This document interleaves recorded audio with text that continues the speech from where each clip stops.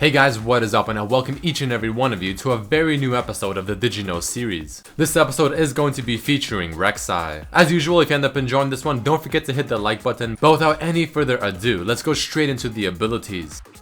Rek'Sai's passive heals her for 25 times whatever level she is over 5 seconds, restoring 450 HP at level 18 with 100 Fury. And this passive expends 20% of her current Fury every second. However, her passive is not dynamic, meaning it will not recalculate the Fury depleted and the HP gained per tick, but only calculate it once as a passive is initially activated.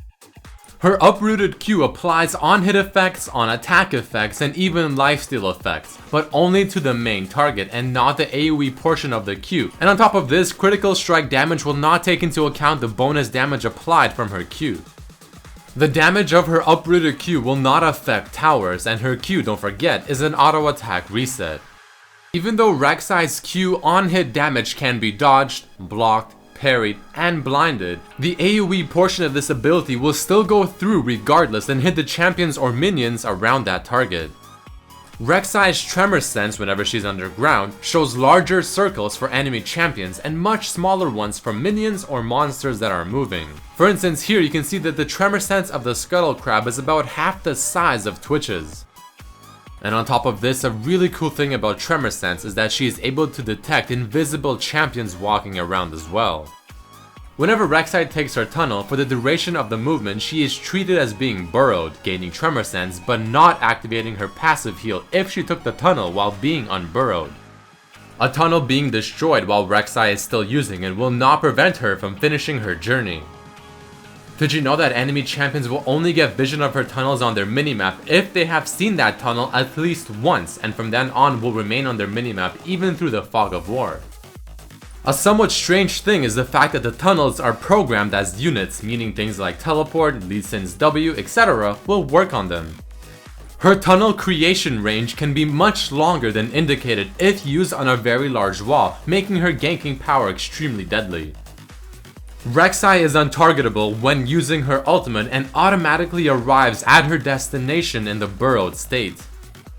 Rek'Sai's burrowed Q, her uproot knockup, and her uproot E can all be blocked by Spell Shield. Alright guys, let's go into some cool facts and lore about Rek'Sai.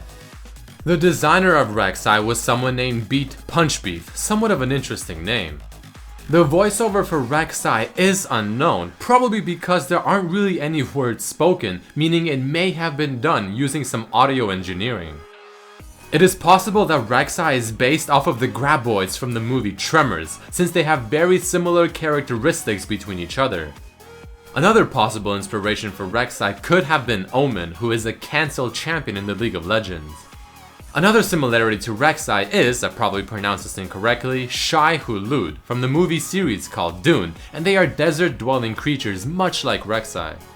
In her lore, Rek'Sai is about the size of a house, however in-game she is scaled down to be more of a suitable size. This also happened with champions such as Cho'Gath, Skarner, Malphite, and Nautilus.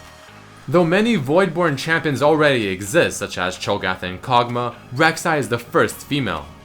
Did you know that all Voidborn champions tend to have an apostrophe in their name? Cho'Gath, Kog'Maw, Kha'Zix, Rek'Sai, and Vel'Koz. Rek'Sai is the first champion to have a tunneling type ability, introducing a whole new mechanic to League of Legends. And on top of this, she is apparently the first champion to not have a dance animation that is automatically looped. Rek'Sai is the only champion in League of Legends to be classified as a fighter, but not have a secondary role. Let us go into her lore. The first major thing that we learn throughout Rek'Sai's lore is that there are specific species among the Voidborn, Rek'Sai being a part of the Rek'Sai species, while also being their queen. But her lore does state how she is a merciless predator, laying waste to regions of the once great Shuriman Empire, how merchants, traders, and caravans would go an extra 100 miles just to avoid the areas in which she lurked. But if she ever did detect you, your fate is sealed. There is also a small story, sort of as an add-on to her initial lore, of a man writing a diary during his travels within Shurima to find his fortune. And throughout this, he and his crew have killed many Rek'Sai creatures, however very small ones, until they face Rek'Sai, a creature that still gives the writer nightmares and something he hopes to never see again. Rek'Sai is the first champion to not have any form of dialogue, but if we include pseudo-champions then she is the second, with the first being Mega Gnar, unless you also take into account Agnivia and Valor. Eternum Rek'Sai may have been inspired by the Moorwind from the movie Outlander, based on their color scheme and the red glow. This Eternum theme is also shared with Nocturne. Rek'Sai is not a sapient, unlike the other Voidborn creatures, so much that Cho'Gath would even be terrified of facing her.